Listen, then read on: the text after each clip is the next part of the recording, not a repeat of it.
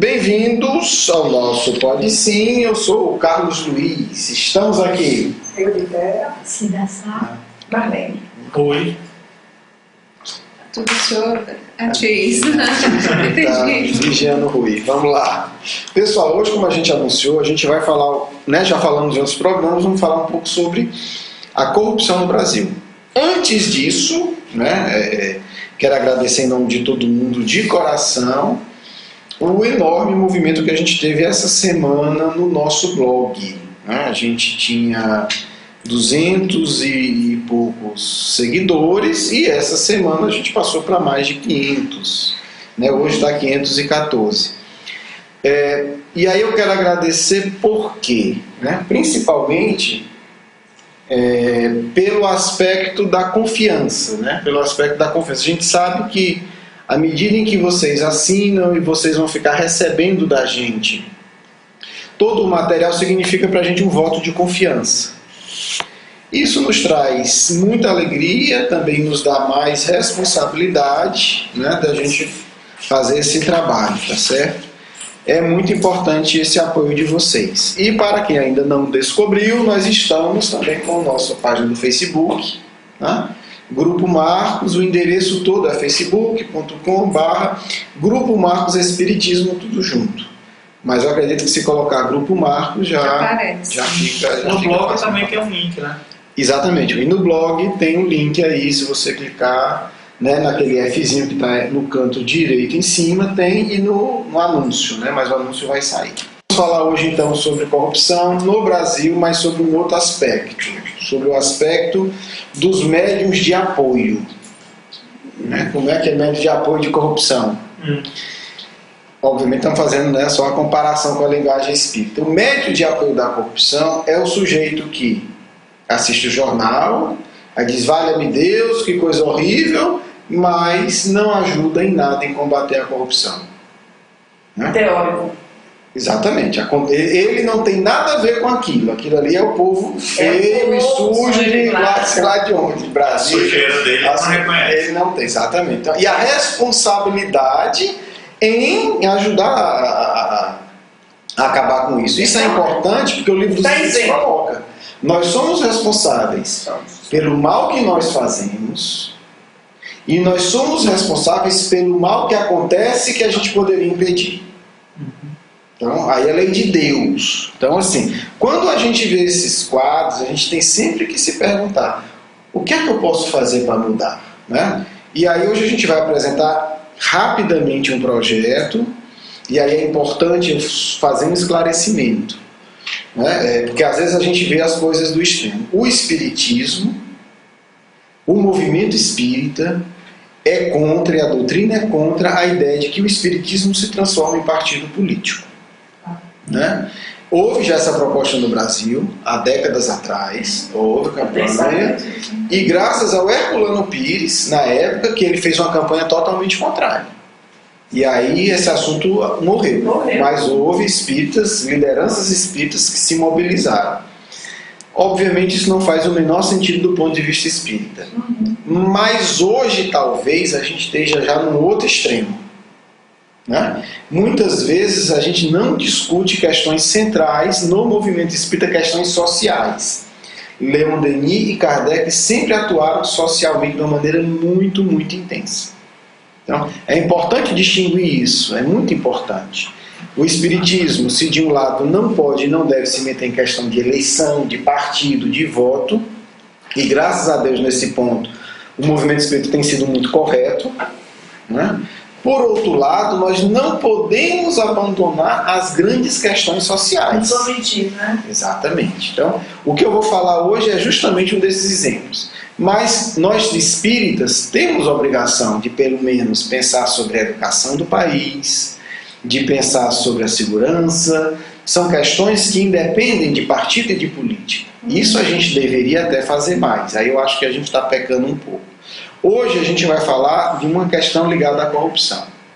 Falei isso para não dar a entender que a gente está defendendo ou atacando partido. Né?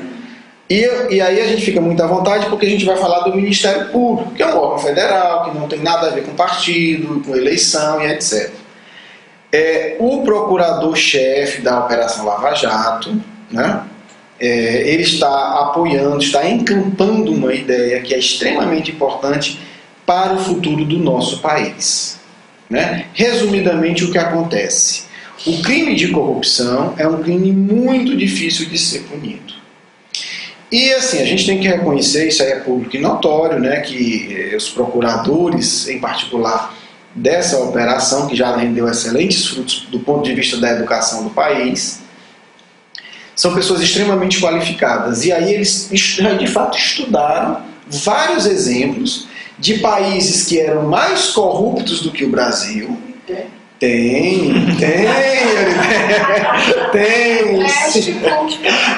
mas assim, e conseguiram reverter o quadro, né? A entrevista dele vai estar aí, o link, tá certo? Tudo que ele está falando aqui vai estar o link aí na página do programa para quem quiser ver. Ele cita o caso de Hong Kong. Isso é muito esperançoso porque mostra que a corrupção, exatamente, tem jeito, a cultura muda. Né? Nós podemos mudar. Isso talvez seja o mais importante do programa de hoje. Então todo mundo condenar e entender que muda. Né? O Brasil está passando por uma fase difícil? Tá. Mas uma fase também de mudança. E nós não precisamos, daqui a 30, 40 anos, ter um país tão corrupto quanto hoje. Aliás, nós não devemos ter. Na verdade, tudo na sociedade, né, a gente tem como avaliar, tem como ter uma postura mais correta e mudar. Né? E aí ele vai falar da corrupção. Eu não vou entrar no mérito de tudo, porque é um pouco mais longo, mas tem uma entrevista, tem 2 links aí, a gente vai colocar um link para a entrevista que ele deu, de quase 40, 50 minutos, falando com mais calma disso, do projeto anticorrupção que está sendo proposto, e também vamos colocar o link do site do Ministério Público, onde também é explicado esse projeto. O ponto que a gente quer colocar é o seguinte: primeiro, muda, a gente se mobiliza, a corrupção não é algo obrigatório, é algo que se transforma, por um lado. Por outro, é importante, aí sim eu faço uma crítica a nós espíritas. Nós estamos muito acomodados nesse sentido, não basta falar. E aí a gente tem uma coisa bem prática que a gente vai mostrar aqui. São propostas 10 medidas para se transformarem em lei. Se isso se transformar em lei, vai ficar mais prático e mais fácil punir o corrupto, mais fácil e mais prático investigar o suspeito de corrupção, e mais fácil e mais prático fazer com que o indivíduo que enriqueceu ilicitamente, ele seja obrigado a devolver aquilo que ele pegou nosso, né, que pegou da sociedade. Então, o que é que tem que fazer? É preciso, para que isso seja votado no Congresso, colher 1,5 milhão de assinaturas. Quer dizer, é só assinar, gente. Não precisa fazer muita coisa. Então, a gente colocou aí o link para download dos papéis para que seja feita a assinatura. Como um bom dever de casa, eu já trouxe o meu aqui, a gente vai fazer aqui no meu e-mail para quem quiser apoiar a campanha. Só coloca o nome, o título de eleitor, CPF, tá certo? E assina. Tem que ser mandado para o Ministério, não pode ser digital. Mas, ou você vai deixar em uma das unidades, como está lá no site, ou você manda pelo correio. Tá certo? Até agora foram colhidas 200, eu vi hoje isso, né, para ter o dado mais atualizado, 269.088 assinaturas. Porque o que acontece é o seguinte: se essas leis não forem mudadas, a Lava Jato vai ser uma exceção na nossa história e tudo vai continuar o mesmo. Então, é uma opção que a gente está tendo. Aí é uma responsabilidade grave, porque é algo fácil de fazer, né, e que tem um impacto em estar pedindo uma assinatura. Você não vai gastar um centavo. O que se vai gastar é a pessoa que for mandar pelo correio vai gastar um selo de correio, nada mais do que isso. Ou se quiser, deixa no próprio... E assinando isso depois, como é que é entregue? Você manda para algum... Você tem que se deixar ou em alguma sede do Ministério Público, ou mandar para o endereço que eles colocam no site em Brasília. Bem mais simples. É bem mais simples, você manda pelo correio, assina e manda. Então, assim, a ideia é essa. Eu acho que é um ponto inicial excelente para nós começarmos no movimento espírita. Porque eu vou dizer, se os espíritas se mobilizassem, já tinha muito mais de 2 milhões de assinaturas. Então a gente tem que começar a entender, porque isso também é fazer o bem. É mudança. É fazer o bem, é construir uma sociedade melhor.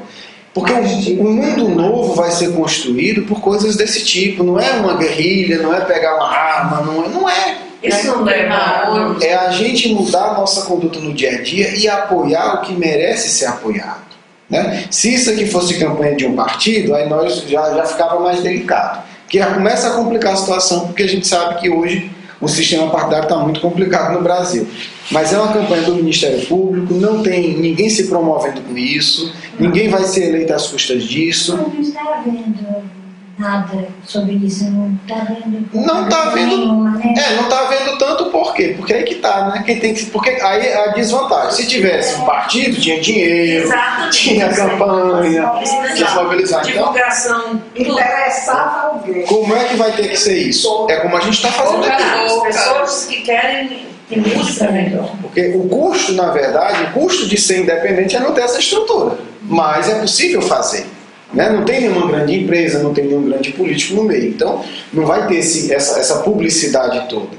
Mas nós, da sociedade, que não temos nenhum interesse ligado a isso, a gente pode, cada um, divulgar. Quer dizer, se o movimento espírita divulga isso, já tinha resolvido.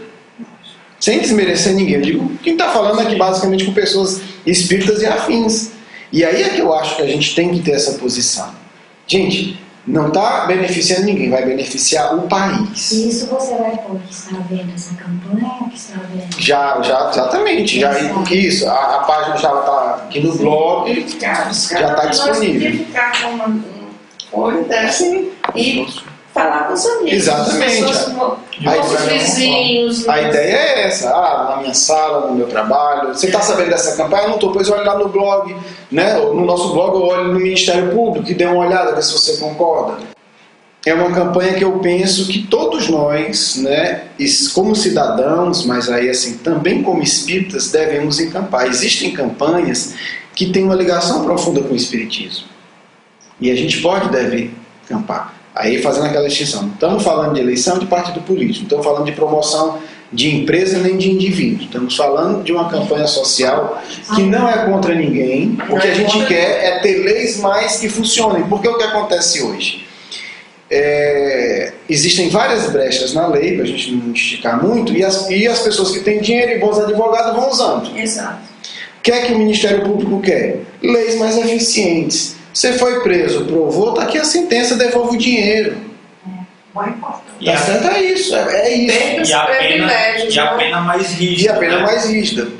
Nessa entrevista, eu acho que é Delton Dallagnol, né? Ele fala o seguinte, uma frase que é muito importante. Quem rouba milhões, mata milhões. Exato. A gente tem que ter essa consciência, nós não estamos falando de número. Nós estamos falando de educação que vai faltar, que está faltando, vai faltar. Nós estamos falando de saúde que está faltando, nós estamos falando de segurança que está faltando, porque tem uma cultura que desvia os recursos. Porque o fato é que, o Brasil é um país rico. Se nós conseguirmos bloquear a corrupção, Vai se desenvolver. nós vamos ter condição de viver bem e ajudar outros povos. Ter educação, ter saúde, enfim. E nós estamos numa fase muito bonita, que vai ser doloroso para quem mente. Nós estamos numa fase em que é possível cada um dar a sua conta. Isso é bonito. Mas quem disse que queria dar e não dá porque não podia, vai ser desmascarado. Porque é isso, é possível. Nós não estamos dizendo assim, você vai ter que pegar, fazer em Brasília ainda não, você vai ter que assinar um papel. Você vai ter que mobilizar meia dúzia de pessoas. Você vai ter que conversar meia hora com pessoas amigas, no WhatsApp, no Facebook, no dia a dia, enfim, no centro espírita, na escola, etc, etc. Então isso é importante, né? Porque é o nosso chamado, né? Agora a gente está vendo que é possível fazer uma coisa prática. E fica aí o convite, a gente espera que todo mundo que está ouvindo, né, olhe, avalie as medidas, né, e veja que é algo para o país, para o futuro do país. Essas medidas não vão atuar em quem já está sendo, mas depois que elas passarem, e aí pro resto da história do país, né, Evitar que haja. evita, diminui a corrupção, né? Enfim, tem todo um impacto pro resto da história. O país cresce, a gente precisa de uma cultura de honestidade. Vamos para a nossa segunda etapa. Vamos fazer a nossa prece. Rui, você faz? Faço.